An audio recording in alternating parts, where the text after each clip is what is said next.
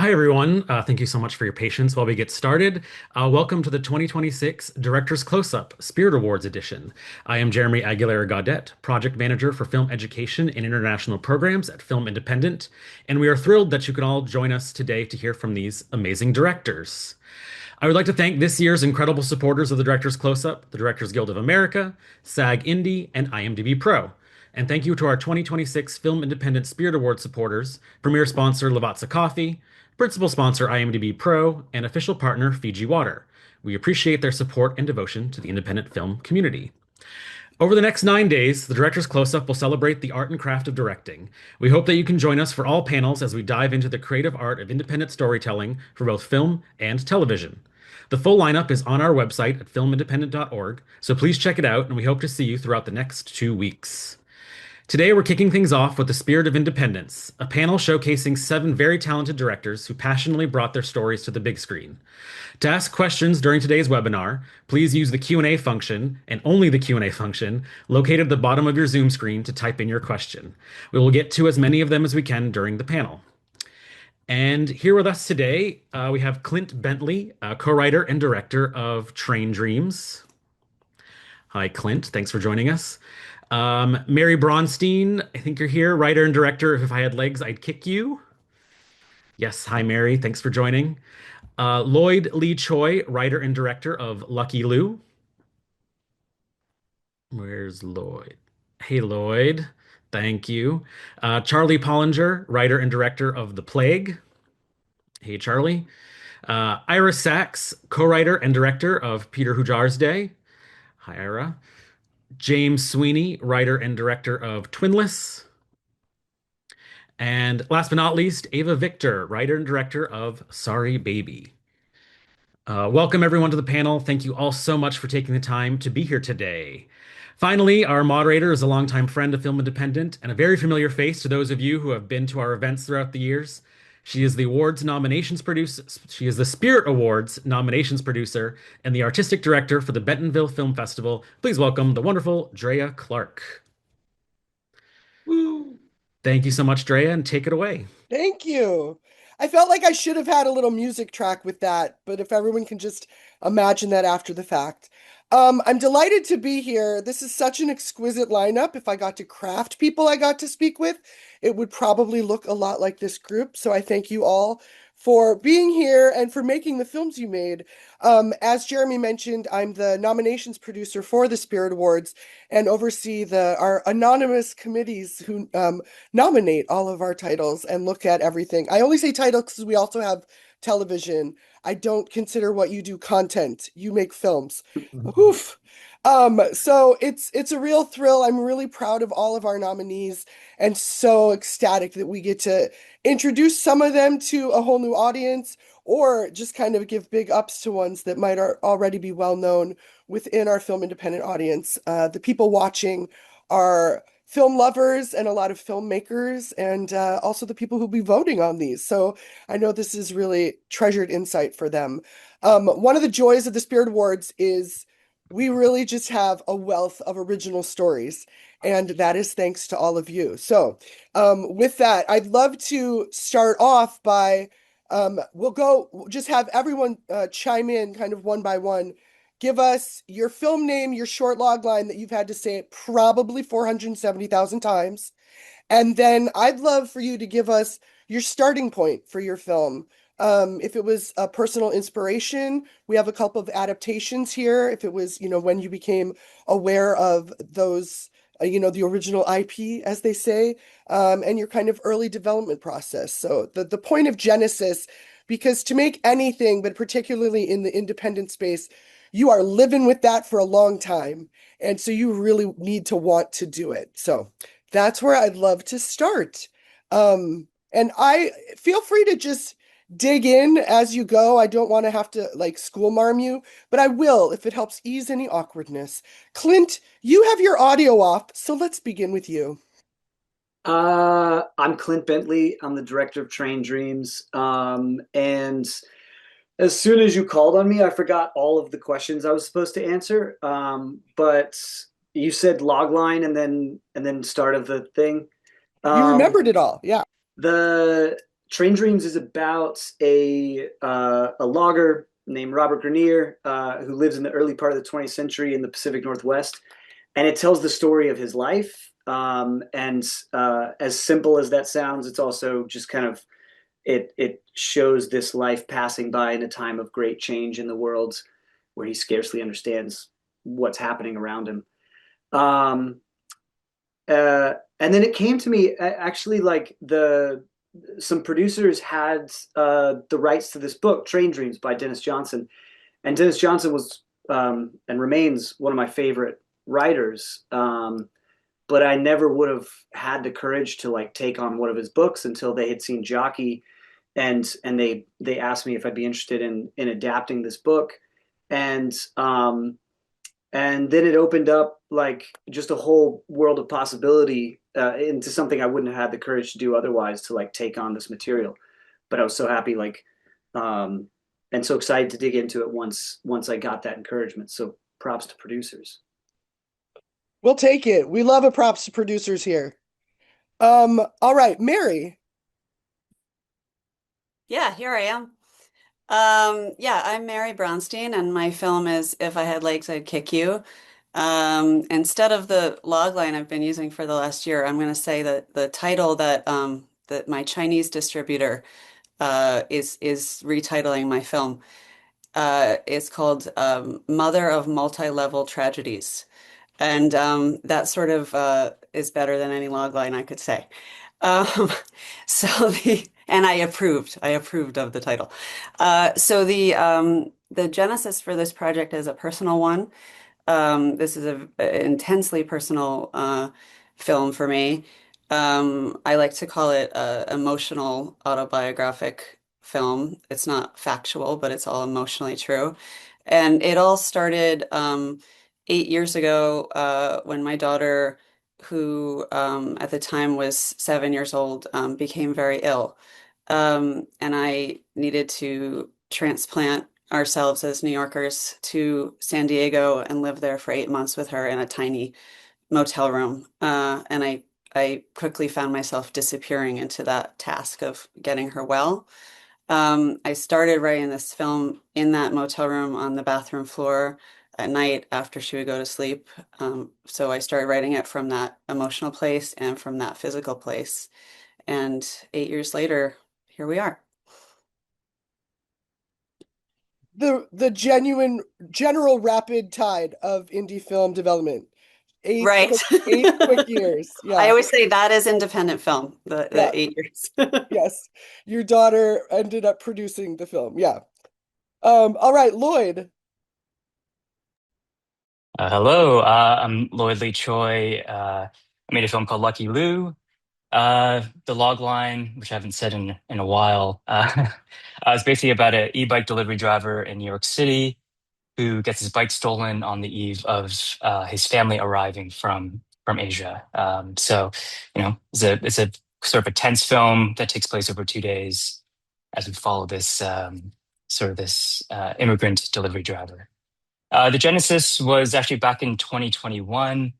During the COVID lockdown, I was stuck in my small, tiny apartment in New York, and I was ordering food every single day from these delivery drivers. They were feeding the city, uh, essentially during a very hard time for everybody. And, it made me really see them. They were considered essential workers along with nurses and doctors, I think, and they were really appreciated at a certain time, but then over the years they started to be, go back into the shadows and become invisible once again. So I had this really deep empathy. I'm a kid of immigrants, and felt a lot for what they're going through. So sort of sparked the short film that ended up launching into this feature film.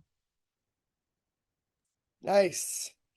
All right, Ava, how about yeah, I'm Oh switching my it up. God, you should have felt my heart. I freaked out, but I'm ready. You got Um, this. I made the movie Sorry Baby, which is about someone feeling really stuck and trying to unstick themselves. Our log line at Sundance was like psychotically vague on purpose, and I always try to like not ever say what the movie's about. But then again, cat's out of the bag. It's time to talk about it. Yeah, it's a very personal story.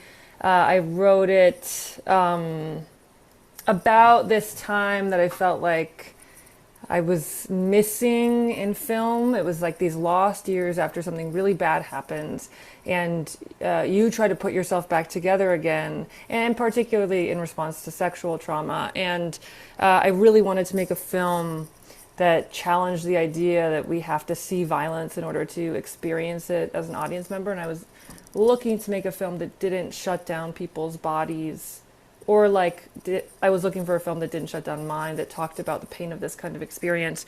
So I wanted to make a film about that, and I had to sort of lock myself up in a cabin in Maine in the winter by myself to do it. But yeah, it took a while. I wrote it in 2021, so it's not that long for independent film. And my experiences of other things, it eclipsed that. But yeah, it took long enough for me to. Well, here it is, and I'm happy it made it. I don't know. Excellent. James Sweeney. Hi, I'm James. I made Twinless, which is about two men who meet in a twin bereavement support group and form an unlikely bond, as they say. The genesis of Twinless, I was obsessed with Mary-Kate and Ashley Olsen as a kid, and I started writing the script in 2015 after my boyfriend, who was an identical twin, broke up with me. Okay, thank you.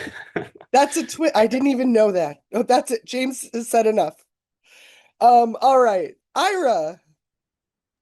Hi, I'm Ira Sachs here in New York City, and I made a film called Peter HUJAR'S Day, based on a transcript of a conversation that took place in 1974 between the photographer Peter HUJAR and his friend Linda Rosenkrantz, which was taped, and Linda had asked Peter to tell her what he did the day before.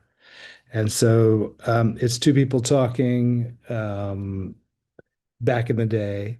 And I discovered this material, which I ended up making with Ben Whishaw and Rebecca Hall, when it was published as a book in 2021. And I was at the time working on a film with Ben in Paris. And I was really having a good time, enjoying that collaboration. And so Ben and I share an interest in Peter HUJAR'S work.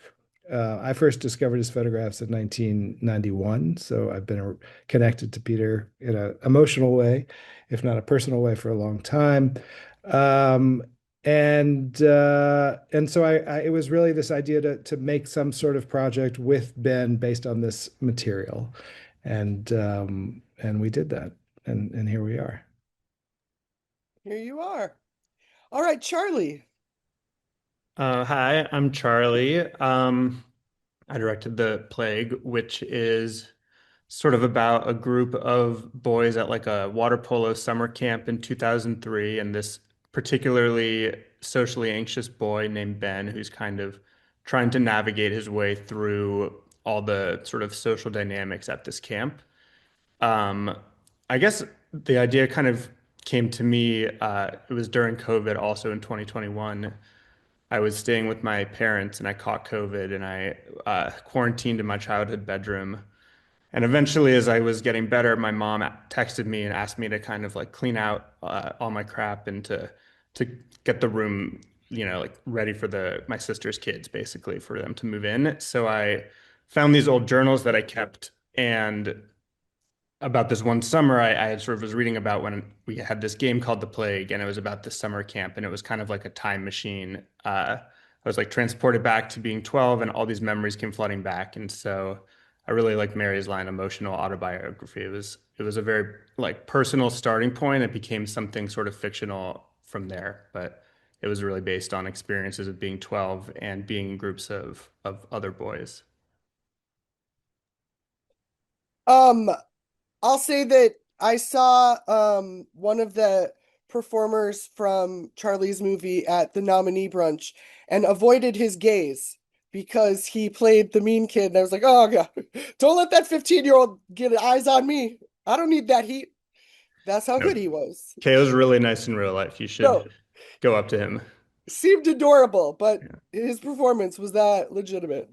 I think that especially considering the people listening, a lot of them are filmmakers, and so many of you that the idea that these films and the point of inspiration has been with you for years now. I'd love to hear about that step that people don't often talk about, which is manifesting, which is when did you connect with producers? When do you make it more than, all right, I have this idea. I have this thing that I know I can bring to fruition in a meaningful way.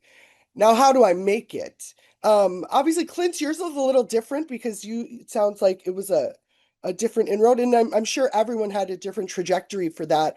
Maybe some of you were working with people you've always worked with. Maybe, it was someone you found through someone else. But I do think it's a step that people don't talk about a lot enough. And since this is a group that gives props to producers, why not open that door? Does anyone want to go first? Oh, good. Okay, Ira. Sure. I mean, I think what came to mind was a little bit the opposite of what people are describing, which is I had this idea that was immediate and conceptual, and I followed it. And it wasn't about like spending years coming to something. It was an idea of something that I had no idea what it would look like, but there was a risk involved with the idea that made me excited. And I guess one of the things people have seemed to have appreciated about the film we made is that it's non-traditional and that it's not like a traditional narrative work, even though it is certainly narrative cinema. And I guess I keep thinking, oh, I wish there was more people following those kind of guttural instincts, which are maybe not following the traditional trajectory of like of what a script always looks like and sort of the steps that we're learning as we become an industry as opposed to something which was maybe we're also art makers, and for me this was really an art project. So I guess I'm just sort of challenging the idea of like, collage is also interesting when it comes to narrative, and gathering is interesting. The nature of collaboration and the energy of collaboration. So I throw that out there. And I worked with a great producer named Jordan Drake. I said we're making a movie that will be worth nothing because I wasn't sure it would be a feature, and so I sold it on the idea of an idea, and I think people got on board because they liked the energy of the film, and I think that is always the case. All right. James, I'll put you on the spot to go next. This is your second feature. Yeah, so I was sort of calibrating my answer in my head because on TWINLESS, my producer, David Perman, I met him in 2019 off the heels of my first film playing at Outfest in Los Angeles. But prior to that, we had shared it with producers starting in, I think, 2016, and just nobody was remotely interested. So I sort of put it on the back burner while I focus on getting my first feature. But if I could, I guess, relay any sort of advice to filmmakers who are trying to get their first feature off the ground, because I struggled for years trying to find any producer, and I went through a few iterations. I ended up meeting Ross Putman because I had a short film play at the Frameline Film Festival in San Francisco, where he had a feature that was a micro budget film called First Girl I Loved. And so I knew he knew how to produce a micro budget film, and I reached out through mutual contact. He didn't want to produce the film because he didn't have the bandwidth and he didn't want to cannibalize his own investor pool. But I sort of slowly roped him into producing it over time. And I learned how to produce myself. So I guess if you can't find anyone, do it yourself. Ava, you're nodding. Do you want to jump in? Yeah, I actually felt that. I was like, it's me next because I feel like I connect to what James is saying. I think my experience, like the story of like, oh yeah, then like I got Barry Jenkins to produce my film is like the one that I feel like sometimes catches fire, and I'm like, well, that was after his company rejected one of my scripts in a really kind way, which made me want to work with him. And before that, I was in a development deal that they basically like emotionally walked away from my idea and my script. These were all different scripts and stories. And then before that, I was making videos online, and before that, I was working at like a satire website. And I think my experience has always been like work until someone can't deny what you've written. And I don't know if that like always happens, but I have to believe it's true because there's so much out of our control, especially when you've never made a film. Like no one sees you as a filmmaker until you're banging on the door like, here's my film. And so so I think just like anytime like you want someone to, my experience has been anytime you want some sort of like producerial connection, it's like you can't control that. So what you can control is putting your head down and working as hard as you can on your work. And I've found that most of my wishing has been a way to procrastinate from the real work. And when I'm actually working, I don't feel worried about what's going to come. But yeah, I think like time and work has been the, and then like finding collaborators, and along the way, I felt like there were producers who I was like, this is the collab, and then it was like, oh, this is actually not the right fit, and finding Barry's company meant everything because they saw me as a filmmaker before other people did, but that's very rare, and there's been experiences that have really felt disproving of like people see you as you are. So I don't even know. Advice is crazy, but like your work eventually will make someone make your movie, I think, if it's something that sticks with them. I think that's important to hear. You are all your own engine all the time. So getting some and you know what, I'm not going to stick with that metaphor because I don't know how engines work, but I think it's nice for people to hear that and get fuel or whatever goes into that. Following the nodding train, Charlie, you seemed responsive to that thread. Yeah, definitely. I think I feel the same, that it was a long time of trying to get the film made, and I was working with producers. I was working with Lucy McKendrick and Lizzie Shapiro, and we were probably like over a year going around trying to find the financing. And people would say like, can we make it more like a full-on horror film and have people's like heads spin off, or can we make the boys 25 instead and make it like college age and get more famous people? And it really was kind of just one day it was able to get into the hands of Joel Edgerton, and he was generous enough to say he basically got on a call with me and said, "I just want to help get this movie made," and was willing to come on and play a small supporting role, under all these kids, and was really adamant that we kind of like stayed true to the vision. And he came on as an additional producer, and so that really did feel kind of like a miracle situation. But I think I also had that experience where the whole time leading up to that happening, Lizzie and Lucy were really like going around with the same script and really just staying true to the vision and saying that it was important that it has to be 12-year-olds and it has to be the type of story it is, and we can't compromise that. And I think we felt like if we just believed in the thing that we were excited about over time, someone would come along, and that it did happen eventually. So I mean, it only makes sense over here in Joel Edgerton corner.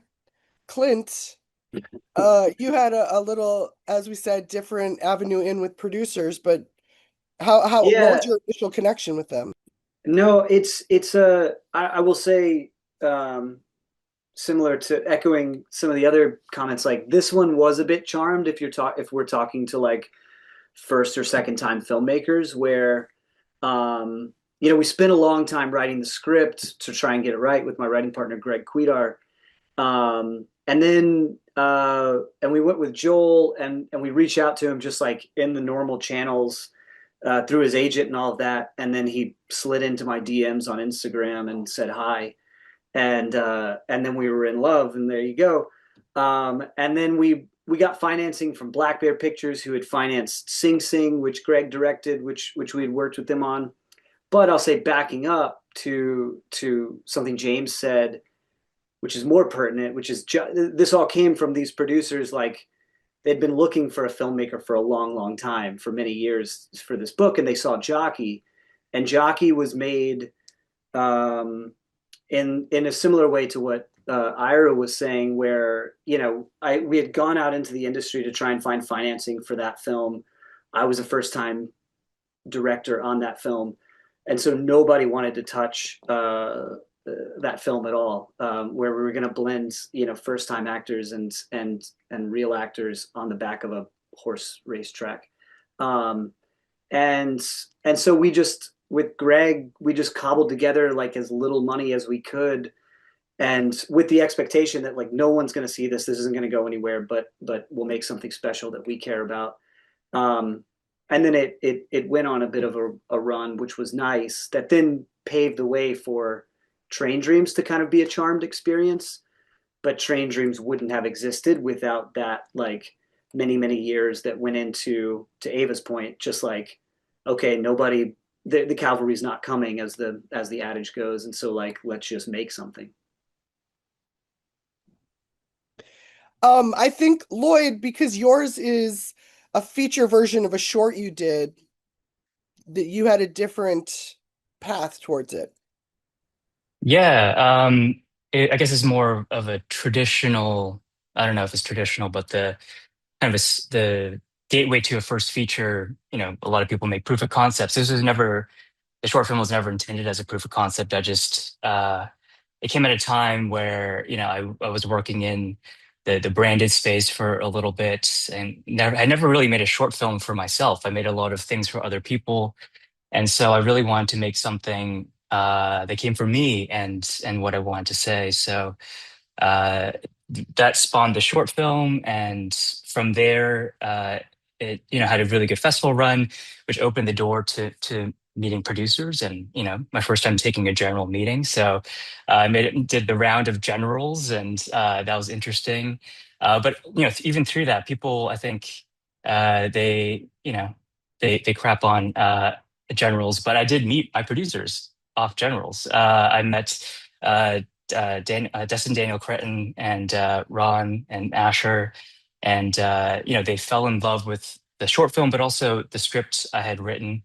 And there were a few companies interested, but I really gravitated towards them. Just, I think, obviously off of the vibes I got off a Zoom call, but also I think their background in indie filmmaking. I think, they made one of my favorite indie films of all time. They had this sort of grassroots mentality and hunger to make something, pure and interesting. Um, I I mean, the film that I had written essentially is a foreign language film in New York City.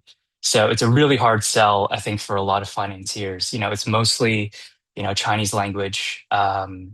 It's, the big D word of drama. And I think people are scared of that. So I needed the right producers to really care about the original vision. And, it's an immigrant story.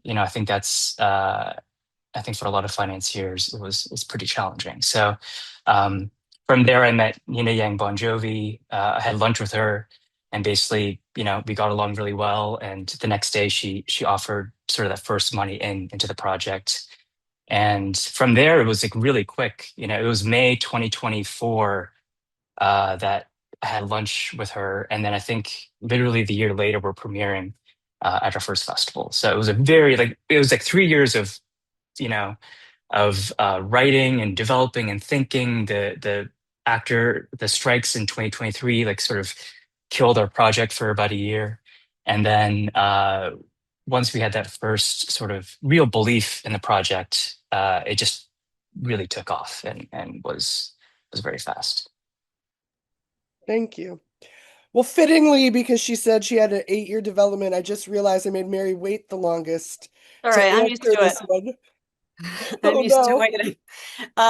No, yeah, I guess mine's a little different than everybody's. So mine, I wrote the script in such an immediate, emotional, visceral way, that if I could have made it right after I wrote it, that would have been the dream. I was lucky enough that I had producers through pre-existing relationships that were great producers. So that wasn't my challenge. The challenge was even with those producers finding a studio or people that would pay for the movie. The producers of this film, Josh Safdie, who I've known for 20 years, who's a dear family friend, my husband, Ronald Bronstein, Sarah Murphy. These are all amazing people and amazing producers. Even so, it took us 4 years to find the money, and which is not a lot of money in the end, to make this movie. And during the course of those 4 years, a lot of people said no, but I said no a lot. That would be advice that I would give. I said no because some people said, "Well, we'll pay for this film if you change this, or if you don't do that, or if what if you made the character more like this, or what if there was a love interest, or what if there is something." And my answer would be like, "Well, then that's not the movie. Then we're not talking about the same movie. Then no." Um, so my advice would be not to bet on yourself always, and not to be afraid to say no to when a partnership doesn't seem right. Then I finally ended up with my partners, who were like, "Yeah, let's make this movie." And even so, they only paid for half the movie. So then I needed to find an independent investor to pay for the rest of it. Um, it's what I think is great about this panel and all these answers is everyone had a kind of a different journey. But I think the thing that puts it together for everybody is just, and for the audience, is just that it's not whatever path you think you're going to have when you start writing, it's probably not going to be that path. But if you bet on yourself and you stick with it and you have tenacity, you're going to get the movie made because it has to get made. That's excellent. And I thank you all for your candor in that because there's something at this point because you are being lauded. Like this is a celebratory, you're all being recognized, and you're at this part of the stage with the film. And for people who are like currently in the grind, it can be really such a dispiriting process and to recognize like, oh, the people I look up to also felt that grind, also felt that just from all angles like that it takes a long time but it's the commitment and the work which you've all sort of been thorough with, so thanks. I'm sure that's great to hear if you're in the thick of it right now.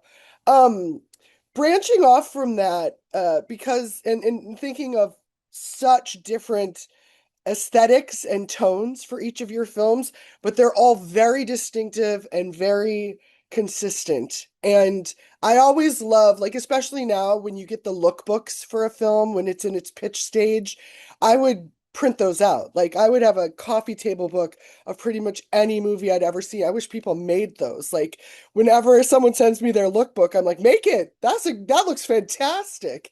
And I'd love to hear, like, looking back at that, because I think there's other either visual points or if some of your references might be from other mediums or from other scenes or things. I'd love to know what of the looks that you put together and the references you put together to communicate your film to your collaborators, which of those was most successful in doing that?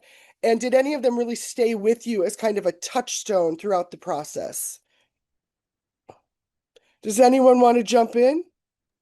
I can jump in since I'll go first since I was last time. Perfect. I love this question. Not only because I love compiling visual references, but also because, to your point, my DP and I, who I knew was going to be my DP before this movie was even we even knew it was going to happen, we started making what we called our visual Bible. And we didn't really go from films. We went a lot from photography at first, then went to films. Photographers like Gregory Crewdson, Nan Golden, um, uh, Vivian Meyer, people for me that knew how to, it was about color for me, it was about composition, and it was about photographers that know how, I wanted a lot of contrast in my film. I wanted the darks to be very dark. I wanted the lights to be very light. And so finding photographers that are demonstrating that in their photos. And then when I realized that I wanted to make a movie with practical effects, I went to find those references, and where I found them was maybe if you see my movie, it wouldn't be that surprising, but I think it's a little random. Um, Movies that did special effects that were horrifying before CGI was invented. So there's a lot of images from Poltergeist in my book. There's images from Nightmare on Elm Street. There's a lot of images from a very obscure uh, child horror movie that horrified me, traumatized me at a sleepover once called Watcher in the Woods. Um, and and compiling those. And then my movie also employs a lot of very extreme close-ups. So I went back to films that employ the close-up effectively and just had those close-ups. One of my favorite close-ups in all of cinematic history is at the very end of Bonnie and Clyde. A very, very tight close-up of Faye Dunaway in dialogue with a very, very tight close-up of Warren Beatty right before they get shot. And those were my touchstones for that. Um, but I agree with you. I love lookbooks and I want them all to be published. I would coffee table books, guys. Let's do it. Right? Find me someone who doesn't have a coffee table. Um, Also, Watcher in the Woods, my introduction to Betty Davis. What an exciting journey I've had with Miss Davis since then. Ira, you were nodding a lot, and obviously the photography references make sense because you had a direct, like, visual point of Yeah. reference with Peter Hujar himself. Yes, I mean, I think for me, the designing of how to shoot the film, the strategy of the photography is kind of the biggest work that it's really mostly what I do in pre-production.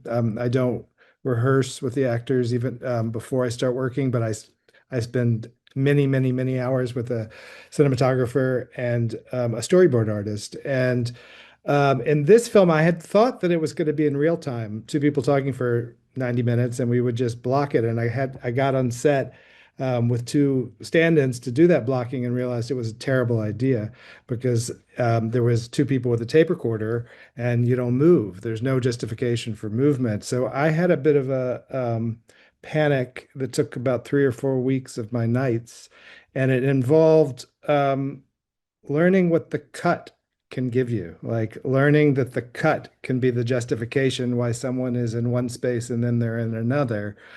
For me specifically, I was looking at films, sort of handmade personal portrait films. Andy Warhol's Poor Little Rich Girl, which is Andy and Edie Sedgwick, a film called Portrait of Jason by Shirley Clark, which is Shirley Clark, One Night with Jason at the Chelsea Hotel, and specifically a film called My Girlfriend's Wedding by Jim McBride, who's more known for David Holtzman's Diary. But this film is just Jim and his girlfriend, Clarissa. And Clarissa's in the kitchen, and the next moment she's on the terrace. And I was like, oh, I can do that. I can get people from one space to another by the cut. And for me, that was the liberating moment.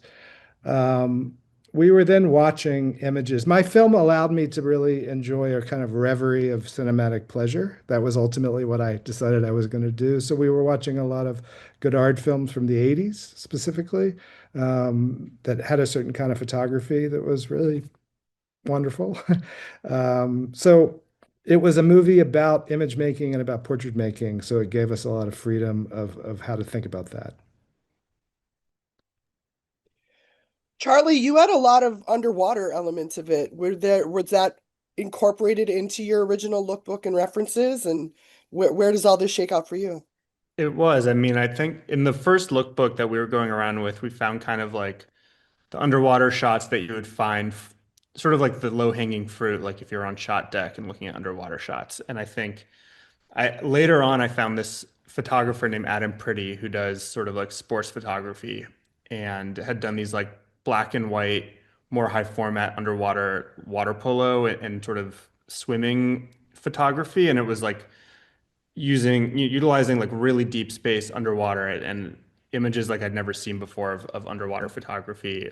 And it kind of looked like these battlefields, like all these bodies in these massive pools. And so I think finding his work was like definitely the biggest inspiration for that stuff. And I think like the thing that actually ended up helping everyone the most, more than even images and clips from other films, was I grabbed all my yearbooks from when I was like 12 and 13, and I brought them to pre-production, and we were like looking through them and looking at all the like things that people had written and the photos of people and being like, this kind of reminds us of this guy. And I think it just sort of was like a way for us to all have a bit of like a throwback together. And yeah, something about that was sort of like a little more personal than anything from another movie. That's fantastic, and I think all directors should need to bring their junior high yearbooks to set as a bonding purpose. Um, James, how about you? Obviously, there's a lot of like dualism and twin emerging. I don't know if anyone told you that, but your movie has a lot of like twin elements in it.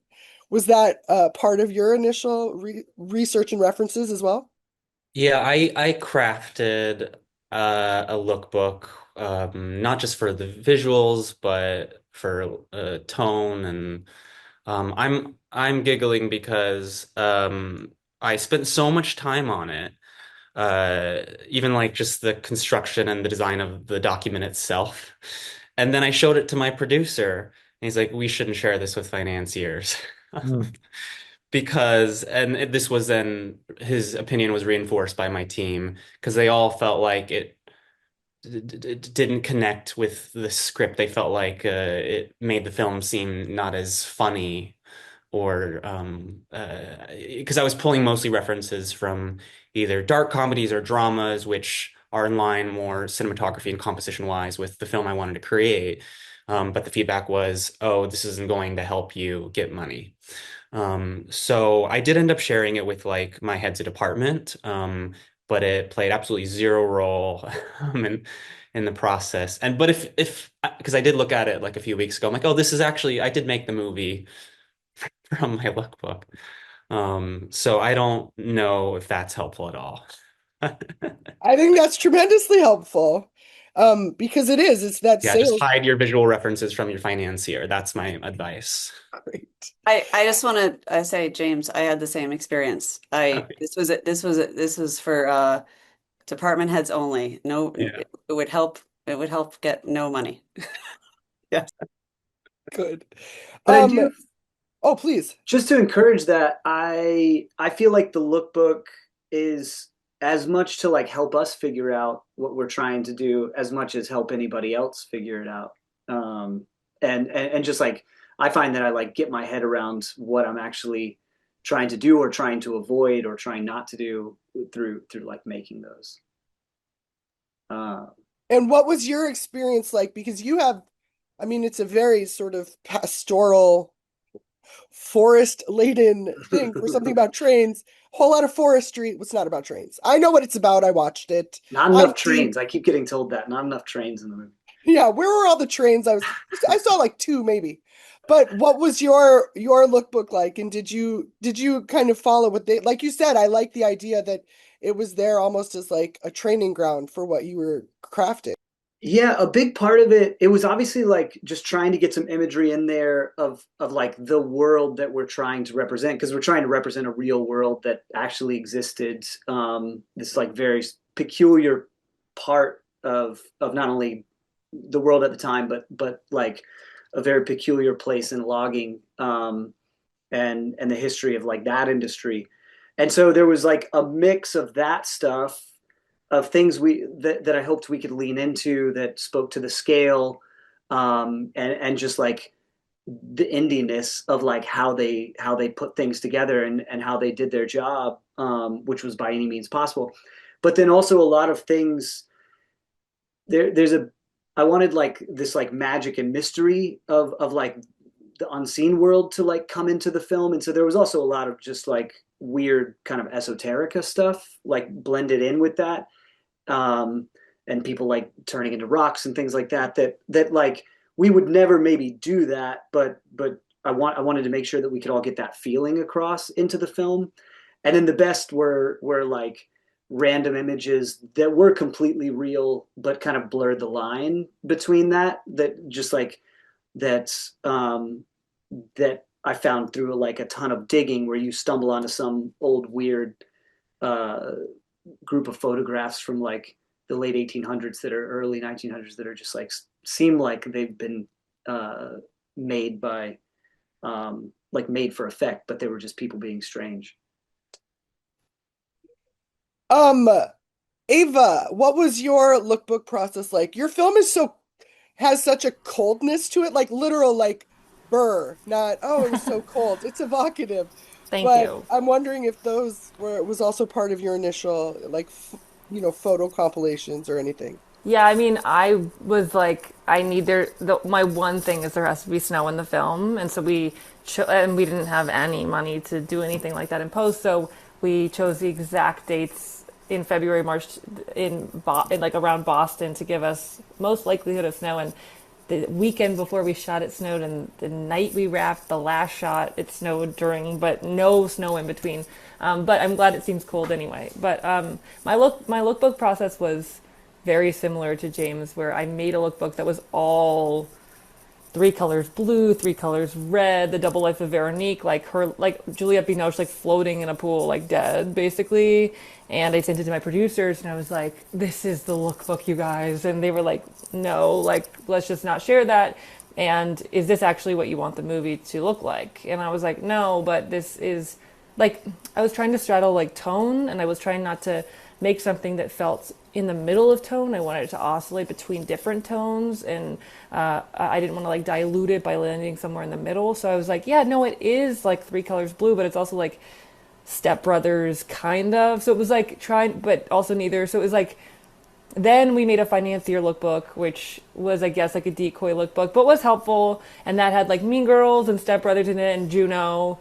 And then like a hint of like, I don't know, like there was like a hint of other things in it, but then eventually visually landed on like, oh, like it, like Certain Women was a reference. It was like a more approachable drama, but like certain women with jokes in it, or like 45 Years or Burning, the film, like sort of, and Secret Sunshine, like based in our reality, and shot with formality and like with distance, and with simplicity, but also sad enough to contain the pain of something that looks a different way. So it was a journey of lookbooks, and I think as a first time director, it was like an incredibly helpful process to make lookbooks with no intention of showing. Like these are just dream lookbooks, like a little bit like scrapbooks, like quotes from things. Like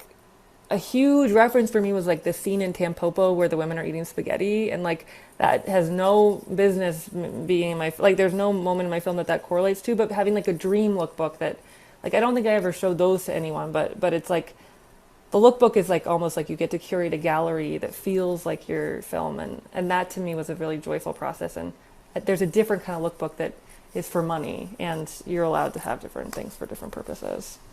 Yeah. Excellent. Lloyd, round us out. What was your lookbook experience, and did those references stay with you? Yeah, I mean, we had the short film as a great example to show a lot of people. So I think for financiers specifically, they saw that short film and could see the visual language we were trying to go for. But for me, making the lookbook, I agree, it's really just for the head of departments that I'm it's sort of like the conversation we have. And they would send me stuff too. They would send their own lookbooks of what they're thinking. And that's just the jumping off point to go deeper. But our film is such like a realist film. We're actually taking pictures of people in New York walking around, like their wardrobe. We just, we're spying, being voyeurs, like zooming in 3 times on our iPhones, just taking shots of people. And for we just sort of put that into a collage and found this color palette and feeling from our own images that we're just taking around. And a lot of our locations are real locations. We're not really dressing too much. Like there's a gambling den. That's a real, hidden gambling den in the middle of Chinatown. Like we didn't really touch it. So um, that was, we sort of were open to what the city gave us, and that actually dictated the look in a lot of ways. But in terms of like film inspirations, a big one for me is like Ken Loach or the Dardenne brothers. Like blue collar films, like films about people on the fringes of society. And but I was talking to Norm, my DP, wanting a bit more formalism in it. I just love, the craft of making a film as well. So I wanted to blend the two, where it feels like this very grounded sort of social realist drama, but there's still sort of intention behind every single shot or cut, which is more fun for me personally. So that was the direction. Excellent. Well, I'm gonna go dip into the grab bag of Q&As here from the virtual audience. So to touch on a few of those. This one is from Maya Chepkov, and I think that there's elements. Maya specifically said, what are the qualities you look for in a producer? Access to mission-aligned capital versus film experience. And I'd love to hear you answer that, but I think also broadly talking about what are you looking for in collaborators? Both in, producers and their background, but also again, when you're doing something like this, you're kind of dating your department heads for like however long. Like these are people intertwined with your lives for good or bad. You're getting personal, you're getting whatever. So I think some insights both on this producer side, but collaborators in general would be great. And feel free to jump in however you would like to do this. I'll go. Look, I'm going first again. Um, I that going last, Drea, really got me. So, no, for me, uh, I didn't invent this. Somebody said this to me, and I don't remember who it was. I wish I did. But that filmmaking or directing is an exercise of like transferring enthusiasm. So you have enthusiasm for your own vision, and you understand your vision like nobody else can.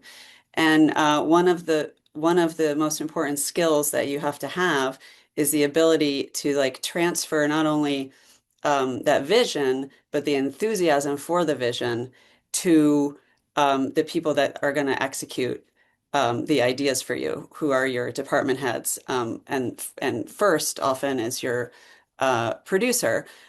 So for me, when I am looking for a producer, first and foremost, they have to understand the vision of the project without me having to explain it to them. They have to get it. They have to get it in a way where there's an immediate shorthand. Because otherwise, it feels like a process of, because this is the person that's going to be representing your ideas and representing your vision to financiers and through the process. They're the person you have to trust that's going to protect that vision. They have to understand it very deeply.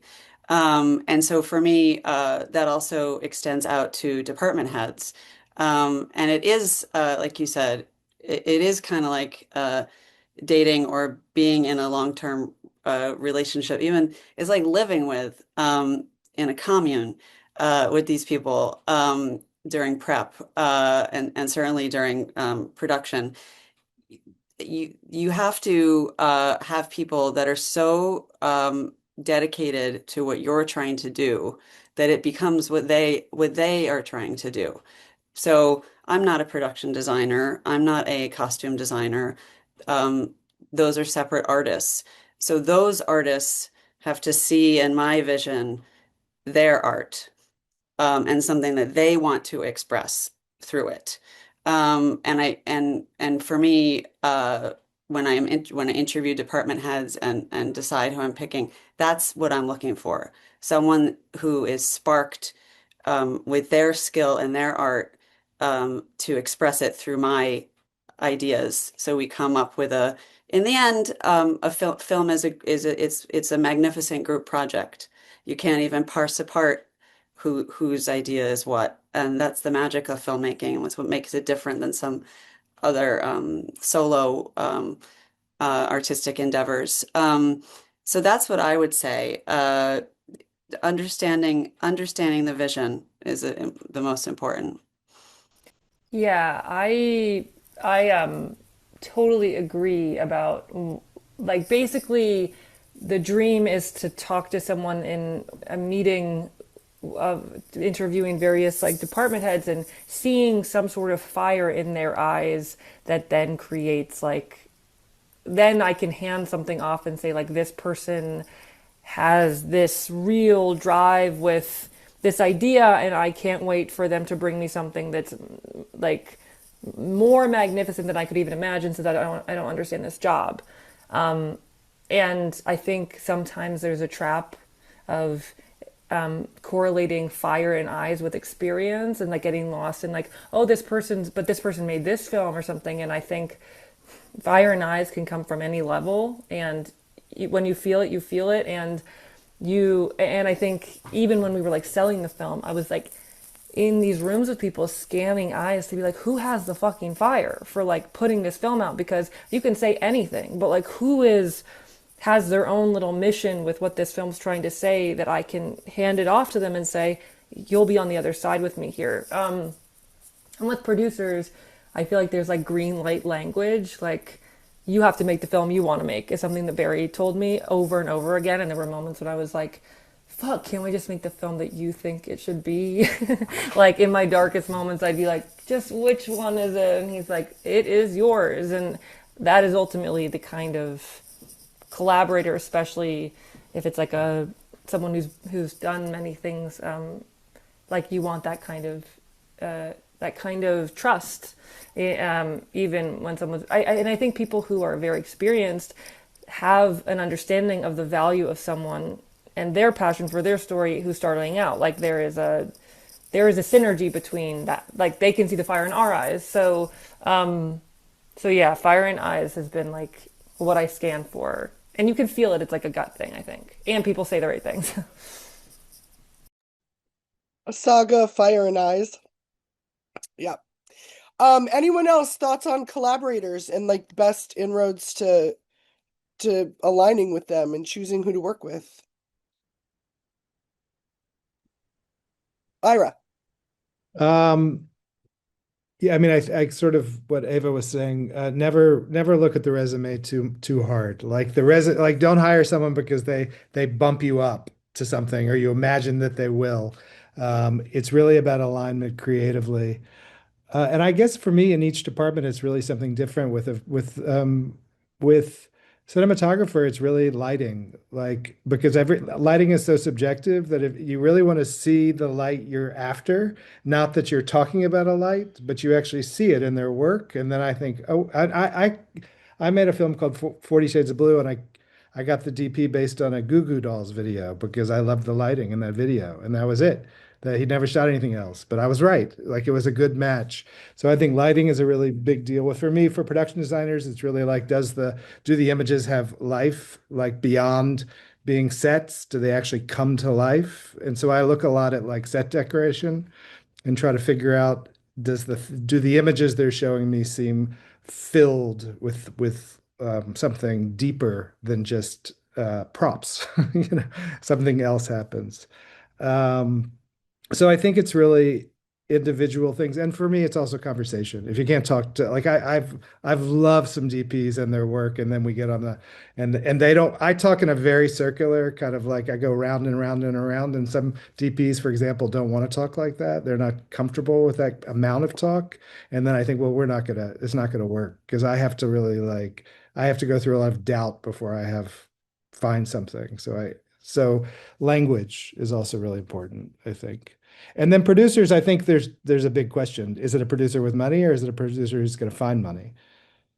And you look for different things for this to you accept different things. If a producer has money, you accept some things and you accept different things. And if a producer is going to look for money, then you really want to look at the track record. Have they been able to raise money? And I do think in that case, it's really, or that you believe in the conversation that they're good salespeople. Like that's very important for a producer if you're expecting them to help to be a central part of financing for you. But like everyone says, even I've only taken producer credit, I think, on one film of mine, but I'm always the producer with other people. I'm always the showman and the Barnum and the, huckster and the hustler. And I think you have to really embrace that to keep going. Okay, I'm going to move to the next one so we can just pop around with these. This one stood out to me because it's someone clearly familiar with almost all of your films. Zoe Kerr says several of these projects center on protagonists who make unlikable or morally messy choices, and I loved it. How did you successfully pitch those characters to gatekeepers who may tend to prefer more traditionally sympathetic leads? Anyone run into anything with their characters along the way? Anyone wanted to adjust anything? That was my main obstacle. One of my main obstacles when I was talking about getting financing. And one of the main things that other partners that didn't end up being partners had a problem with.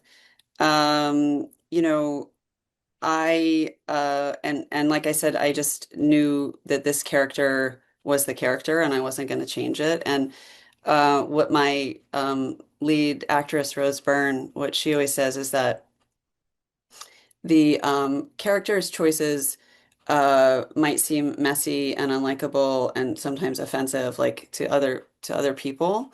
But to me, the writer of them, and to her, the performer that has to embody them, they're the correct choices for the character in the circumstance. And we always felt like we had to be the character's lawyer. Like if we're called to testify, why did the character do this? There is a reason. So there's a difference between making a character who is, and I call it the L word. I hate the word likable, but because it is a big gate that gets shut in your face, especially for a female character who is unlikable. But when a character is difficult and is making difficult choices, I just think that the gumption of the filmmaker and the staying with your initial choices has to stay that much firmer. If you're going to enter into telling a story about a character like this, you can't be swayed. You can't be swayed by notes of softening it, or else why did you endeavor to do it in the first place? So I always, whenever I would get those notes or get those feedbacks or whatever, I would just come back to the original place where it's like, well, I like this character is making the right choices for the situation that she's in. And nobody has to love her, but I love her. And going from that place. We love her. We love her. Oh, thank you. But I didn't know when I was making it. Maybe it wouldn't, connect with anybody and nobody would like it. At the end of the day, it had to be that I love her and I'm being true to the character. And that would be my advice on that. Because you can't control other people. I can piggyback off of it. I had a similar in the sense that over 100 financiers passed on TWINLESS since I started working with my producer in 2019. And I'm also the face or half the face of this. I think we in a test screening for like 20 people, but like one of the like feedback cards like evil. So but I'll also say I guess I never had like we would get feedback on the script throughout the time, but there was never a financier who was like, if you just softened him a little bit, just made him a little nicer, then we'll give you the money. Or if you just made the budget a little bit lower, it was just always no. So I don't know how I would have confronted like an option to get the movie made that maybe would have compromised, because I just feel the nature of all film is compromise. You compromise in so many ways. You compromise budget, compromises things inherently. So I think that is your kind of main job as a director, is how are you compromising but still achieving something that you're happy with. Um, but I guess we landed with a financier who I never had a meeting with prior to them greenlighting the film. It was sort of a weird thing. Um, so I don't know. I guess I eventually just got to make the movie, and I had surrounded myself with people who didn't question it like creatively on my creative team. So to me, it was really their opinions that I was tracking more so than like the eventual audience. Because I do think, I mean, I guess I would say is I like my characters. And for me, that's the most important thing. Clint. I also think an important thing with all of that, because to James's point, like you're going to encounter this in a lot of different, we're talking about like an unlikable character, but like you're going to encounter this on a lot of other things throughout the process. And specifically with something like this, we also had early conversations where our main character participates in something pretty terrible in the beginning, and then is fairly passive the rest of the film, which is like all of the things you're not supposed to do. But as long as audiences will go along with a lot of things, as long as you like seem to know what you're doing, and as long as you commit to it, to Mary's point. And I think in terms of like those early conversations when you are not getting notes on these things, as long as you know what the problem is and can speak about how you're going to get around that, or why you think it's going to work, or why you think like somebody's going to connect with this mother, even though, you know, even though it might seem scary to a financier or whoever, that's half the battle, is just like being able to articulate why you understand that the problem is there, but how you feel like the film will move beyond that, and why you think it's worth doing on a story basis, and then fully commit to it, and don't do it by half measures. I think bridging off of that, because it sounds like, you know, there's an integrity required of sort of standing your artistic ground and recognizing what your vision is and the best way to execute it. But is there a point at which, either in the early crafting or in the edit, when you're thinking of audience, of not in terms of fulfilling something for some phantom viewer, but that what you're making is important and you want them to be receiving it in a way that feels meaningful and accurate to what you're creating? Is that something that is filtering through for any of you at different points? I'll go ahead, Lloyd. Sorry. No, I was just going to jump in real quick. As for me, the whole likable, unlikable, and the morality. I mean, that was something we were threading in post production quite a bit, which I found really interesting, and the power of the edit, and obviously thinking about the audience as I'm editing. But I found, as my first feature film, I didn't realize how hard post production is. It was. I was so excited to wrap production because production was really challenging. But then I'm like, oh yeah, post is gonna be chill. We're gonna be on a couch. We're gonna be hanging out and just making the film. It was by far the most stressful part of the process, and it was again threading the needle of this fine moral line, for at least for our character, he makes a lot of questionable decisions, but we understand why. Um, but at a certain point, when you're sucked into the vortex of post production, you also don't know at times. I think I was also lost in certain points of post production. So again, you rely on your producers. We did a test screening that revealed a lot, and giving it to some, the audience to give you feedback, I think is really valuable at certain stages. Charlie, was that anything that you incorporated or just had sort of audience in your head? I think the biggest thing I learned showing it to new people and to test audiences was anytime that we doubted that something might be clear or wondered if we would need to set something up, people always were able to figure it out without the extra help, and to really like never underestimate that, and that people just put together things so quickly visually, even things that I think we took for granted that helped make something clear that we thought we had to make clear in some other sort of more on the nose way was unnecessary, and that people were just, yeah, just processing information and fast. And so, I think what we learned was that if we just tried to keep the movie with the character and with the journey that felt authentic to that, um, that it would, yeah, that people would go along with that, and that we didn't need to kind of like overly hold anyone's hand. All right. This one is such a philosophical sounding question. I'm throwing this out here because I also think you can interpret it through various stages of the process, and also your day-to-day life. If and when you are feeling lost, where do you turn to?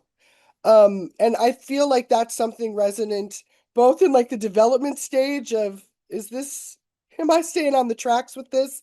But I think throughout the whole creation process with filmmaking, there are moments of that like feeling lost and getting back.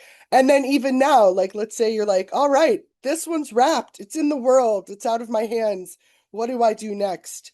Are there different points either to center yourself with projects you're currently on or to keep yourself like focused, open, artistically, thinking of moving forward rather than feeling like daunted by what's become? Any personal things you all turn to? Ira. Uh, yeah, sorry. One of the things that was really convenient for me is that Peter Hujar, who is this now considered master photographer, in the course of the text of the material that was in the movie, and I kind of only noticed this when the movie was done, the only thing he really circles back on, besides does he have the money to sustain his life, is whether or not he takes a photograph of Allen Ginsberg and he's really unsure if it's good or bad. And so for me to see Peter Hujar, who I revere and is on the walls and died in 87 and is in the other world of the exceptional, actually personally be filled with doubt on a daily basis, I found it and continue to find it very affirming of the doubt which I experience and that I find so familiar. And people really don't reveal doubt the way that they might. And the other thing that I watching Peter in the course of one day talks to like four or five friends, five people drop by, knock on the door, come inside. This was New York in 74, was communal. And I think about the Cedar Tavern, which was the bar of the abstract expressionists in the Village, and these places where people actually gathered. And I feel we have to make do with what we have, but the absence of these daily friendships that are built around creative work is challenging. So when I was young, I started something with a group called Dependent Cinema, and we decided we would just adhere to each other and not have to say thank you or please. And it was really important. And I call those people in times of doubt because we are all dependent. So I guess realizing if you're alone with doubt, share it. That's sort of the biggest thing I've learned almost in my life. So Other thoughts on this? Community is a great thing that Ira brought up. I think the other thing, as like kind of cheesy as it sounds, is just like whenever I find myself lost, either at a certain point in the creative process or to your point now, where you're like, what the hell do we do next when you've been like when you've been so wrapped up in a thing you've already done, it's just going back to like other art that inspires you, whether that's going to a museum or watching other people's films or whatever it is, that like gets me going, or watching some random thing when I'm lost in the edit seems to unlock some idea that I wouldn't have had otherwise. And so giving yourself the time and the space and the permission to go and just be inspired by things and not have to have the answer right away, I always find helpful. Mm-hmm. I remember like one point in the edit when I was feeling very lost, I went back and tried to find like the very first draft I had ever written of the script and the notes I had written around it. And I think seeing how lost I was at that point before I had arrived on sort of what it had become was incredibly inspiring. And it was sort of like two things. It reminded me that this was the initial thing that excited me about this, like that really pure thing that's in that first really rough draft. And to remember that's the thing to sort of hold on to when I felt lost again. And to remember just that I have to trust in the process, and that when I did that before it arrived at the finished script, and that if I could bring that patience back, I could try to find the similar thing in the edit. That's great. And that also aligns with the seventh grade yearbook in a way that I feel really good about. You have time travel tendencies, and they seem to be serving you well. Um, any last points of things that you all find inspiring, of encouraging people to do and to look for in this world as artists, as creators? Lloyd? I'll just say one thing on doubt is also to react to that doubt, that sinking feeling in your stomach that maybe lingers. Um, for Lucky Lou, we had one certain ending that was scripted, that was sold to financiers, that everyone signed off on, but I had this weird lingering doubt for the entire pre-production. And a testament to my producers, I just remember telling them like I don't think we should end it here. I think I'm just not feeling it's not feeling right. There are other notes about like maybe we need to edge it more hopeful, and so, that doubt just lingered with me and it was very stressful. And I remember just trusting that instinct to, end that doubt, to react off of it and do something about it.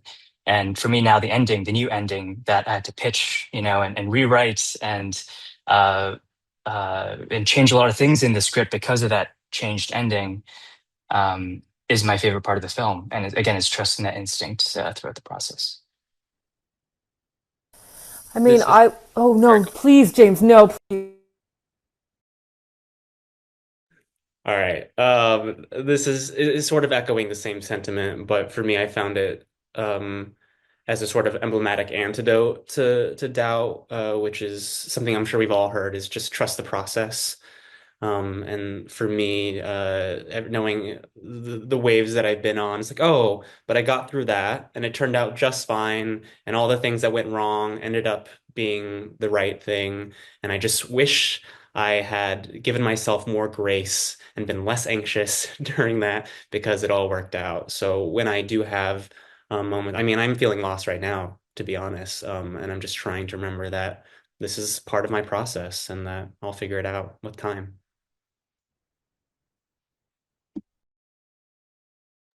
Ava? Okay, basically, I feel really doubtful now too. And I've been basically asking everybody I run into what the hell to do. Like, I asked Clint, I asked Mary, and I feel like the overarching thing, though there have been amazing nuggets along the way, the thing that people bring to me is like time, just time, which I'm trying to like make sense of that being true, but like don't believe it yet. But I have heard that time helps. Oh, there was something else I was gonna say. Oh yeah, I feel like putting out a film is like really intense, and my new working theory is that there's like you and your artistic process, and it's very private and like special. And when you put out a film, inevitably you are in the process of distancing from the creative process because other things take up your time, and all these other things line up in between it, like all this stuff you have to do, all these things people say about your film, all this feedback.